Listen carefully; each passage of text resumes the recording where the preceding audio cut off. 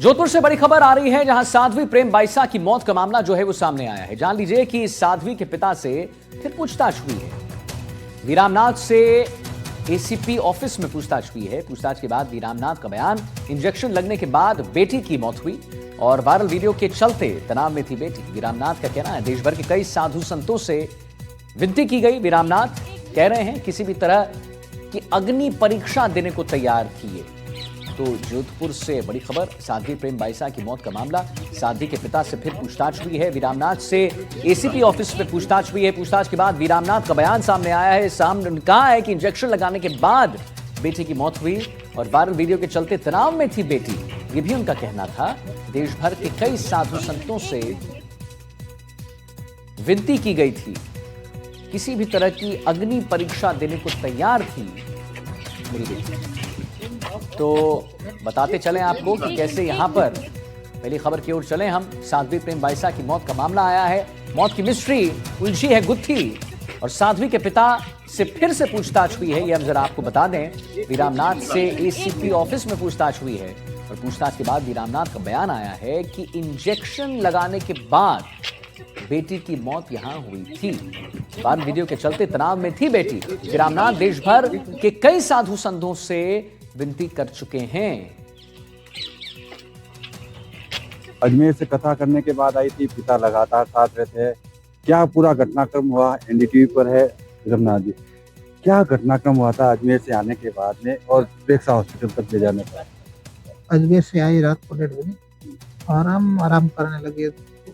10 minute बाद में कुछ यहाँ पास में रहने वाले कोई हमारी पेशा वाले लड़के आए, 3-4 भी रात को के सुबह उन्होंने स्नान किया, हमने भी किया और शायद नाश्ता करके निकल गए थे। और फिर बाइसा ने बोला कि मैं थोड़ी रेस्ट करूँगी कुछ तारीख में, और 10 साढ़े 10 के लगभग उन्होंने बोला कि मुझे थोड़ा हल्का सा जुकाम को चेट में दे रहा। मैंने देवी सिंह को कॉल किया, जरा स्वप्न, मैंने बोला टाइम लग सकता है। फिर हम तो उस बात पे ज़्यादा गंभीर थे नहीं तो ध्यान दिया नहीं, वो अपने साधना में लग गए।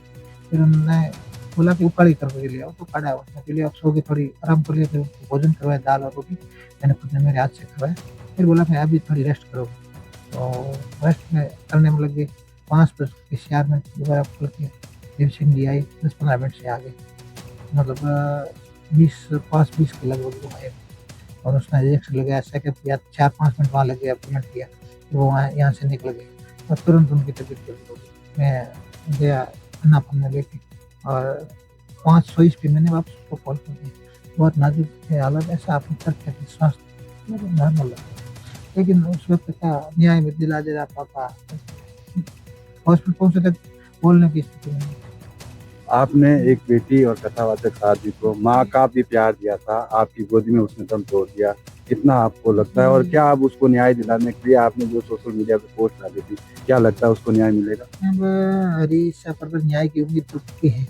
जांच पूरी ये मुझे भरोसा दिला रही है, संतुष्ट कर रहे हैं कि आपको न्याय मिलेगा, हम न्याय दिला देंगे। सब अधिकारी संतुष्ट से आत्मविश्वास के मुझे ढांढस बजाते हुए कह रहे हैं हम आपको न्याय दिला। पुलिस बेटी आपकी नहीं कि हमारी बेटी समझ सकती है, हमको न्याय दिला, इतना ढांढस रिस्पॉन्स अच्छी दे रही है। पुलिस आज आई थी यहाँ पर सुबह से लेकर एपिसोड आई, क्या किस तरह से घर में अवलोकन किया पुलिस ने और आपने क्या आपसे क्या क्या सवाल पूछे? नहीं, ऐसा कोई मुझसे अलग से सवाल नहीं पूछा, जो भी उनका सिस्टम था उस सिस्टम के अनुसार। क्या लगता है इंजेक्शन लगाने के बाद में जो है उनके नाखून काले पड़ने की जो बात आ रही है, वो सब जांच का विषय है। अब मैंने तो एक को खो दिया, सनातन की बेटी, देश की बेटी को खो दिया, अब सारा जांच में आएगा और मंजूर होगा। एक आखिरी सवाल, सोशल मीडिया पे जिस तरह से लोग बातें भी चल रही है, क्या वो अवसाद में आ गई थी? साथ ही उसको लेकर काफी लंबे समय से जो टॉर्चर किया था, हालांकि आप लोगों ने मुकदमा दर्ज कराया था, गिरफ्तार भी हुआ था, लेकिन क्या उसका दबाव भी मानसिक दबाव था? नहीं, उनको ऐसा दिमाग में आता था कि मैं एक अपनी परीक्षा देने के लिए इच्छार भाई हूँ, योग्य भी हूँ, लेकिन फिर भी लोग मेरे पर ऐसे पे सवाल उठा रहे हैं, तो मैं इसको पवित्रता को साबित करना चाहती हूँ और दुनिया कैसे समझ पाए। उन्होंने कई बार मेरे को बोला, गुरुजी पापा मैं तो हर किसी से बात नहीं कर सकती, मेरी भावना को आप संतों तक पहुँचो। तो मैंने पूजी संतों को एक लेटर के माध्यम से कहीं को मौखिक के रूप में बताया, कई लिखित में उन्होंने बाइसा ने पत्र भी लिखा और संजोग नहीं था, फिर भी क्या पापा आप न्याय नहीं दिला पाओगे पापा। तो मैंने बोला एक कार्यक्रम रखते अपने आश्रम में जाती हूँ, तो 6 दिसंबर को हमने एक कार्यक्रम रखा अब ये बोर्ड लगे हुए देख लेना, और उसमें तारीख तय की अगली मई के अंदर बड़ा संत सम्मेलन और प्रतिष्ठा करने की। वैसा को बोल दिया उसमें आपकी अग्नि परीक्षा हो जाएगी, पूज्य शंकराचार्य सहित के देश के संत आ जाएंगे, तब तक तो आप थोड़ा धैर्य रखो। तो क्या कोई बात नहीं, लगातार उसके बाद में कंटिन्यू कार्यक्रम अजमेर हो गया। अजमेर के बाद में 29 से लेकर 31 तक बाड़ा कला में था जोधपुर में। उसके बाद में उनका चंडीगढ़ कार्यक्रम था। चंडीगढ़ का कार्यक्रम पूरा होते ही वापस अजमेर के अंदर हिंगलाज माता की प्रतिष्ठा का बड़ी भव्य है। वहाँ नाथ संप्रदाय के बड़े मठाधीश महामंडलेश्वर और योगी आदित्यनाथ जी, उत्तर प्रदेश के माननीय मुख्यमंत्री भी सहित नाथ संप्रदाय के अनेकों संत का एक दर्शन करने का सौभाग्य था। वैसा का 4 दिन का मायरे का कार्यक्रम था, लेकिन हरि को क्या मंजूर, किसने क्या किया। मैं उस जगह जाके आया था जास्ती गांव, जहाँ आपके पत्नी की समाधि है, परिबचन माता जी, और वहाँ के लोग ये चाहते हैं कि अब जो है भाईसा की भी समाधि छतरी वहाँ पर बने, भले ही हाँ, वहाँ पर है। और आपके बारे में भी कहा काफी आप लोगों ने वहाँ विकास कार्य किए और बनाए। तो हम लोगों की भावना है, उनकी माता जी का 1 साल का उपवास था प्रेम भाईसा के, उन लोगों ने उनका संकल्प पूरा करवाया और संत सम्मेलन कराया। पहली बार 1 साल के बाद में उन्होंने प्रेम भाईसा की माता जी को अन्न ग्रहण करवाया। और अभी भी उनकी भावना थी कि भाईसा का समाधि स्थल रास्ते में बने, लेकिन पैतृक गाँव वालों ने कहा कि इधर एक भी उनके भी हमारे यहाँ हो जाए। फिर उन्होंने कहा हम वहाँ से जोत ला करके भाईसा की समाधि भी माता के पास में हम बना के गाँव वाले। क्या आप, आखिरी सवाल, पुलिस से और ये सारी चीजों से आपको लगता है आपको इंसाफ मिल पाएगा, या वो लोग जो दोषी है इसके पीछे के घटनाक्रम के? पूरा मुझे भरोसा बता रहे कि हम न्याय दिला के, बिटिया आपकी नहीं, देश की बिटिया हमारी बिटिया, हम न्याय दिला देंगे। निश्चित रूप से कह सकते हैं कि जो ब्रह्मनाथ जी है साध्वी के पिता, उन्हें उम्मीद है कि पुलिस ने जिस तरह से सबूत जुटाए, तमाम वो बातें की, और जो है अब उनको उम्मीद है कि पुलिस की तरफ से उन्हें न्याय मिलेगा। जोधपुर से एनडीटीवी के लिए अरुण हर्ष की रिपोर्ट। और हमारे साथ हमारे संवाददाता अरुण हर्ष जी जुड़ गए इसी पर और जानकारी देने के लिए। अरुण जी, एक बड़ा बयान यहां पर कि आश्रम के सेवेदार सुरेश का कहना है कि इंजेक्शन से ही मौत हुई, और मामले में सेवेदार सुरेश ने अंदेशा भी जताया है कि भाई 1 से ज्यादा इंजेक्शन लगाया गया था, और वायरल वीडियो के बाद मानसिक दवाएं में भी थी। तो क्या कुछ साक्ष्य निकल के सामने आया, जो सबूत जुटाए गए हैं आश्रम से, जो एफएसएल टीम ने साक्ष्य जुटाए हैं, अरुण जी, उसके बारे में जरा विस्तार से जानकारी दें अरुण जी। देखिए आदित्य, मैं विस्तार से सबसे पहले एनडीटीवी पे दिखाना चाहूंगा वो तस्वीरें आश्रम से निकलने के बाद में दोबारा जो है साध्वी के पिता प्रेम भाईसा के पिता ब्रह्मनाथ को लाया गया है।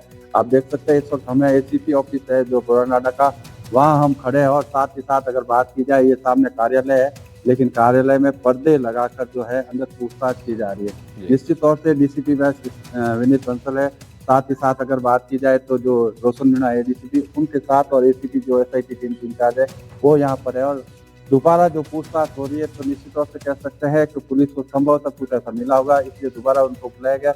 लेकिन अगर बात की जाए, दिन भर जिस तरह से एफएसएल टीम ने वहाँ से सबूत जुटाए थे, और सबूत जुटाने के बाद में जो है ब्रह्मनाथ ने एनडीटीवी से बातचीत करते हुए उन्होंने बताया कि उनकी बेटी है जो मानसिक अवसाद में थी, और इसीलिए वो अग्नि परीक्षा देने की बात करने के लिए कई साधु संतों को उन्होंने पत्र भी लिखा था।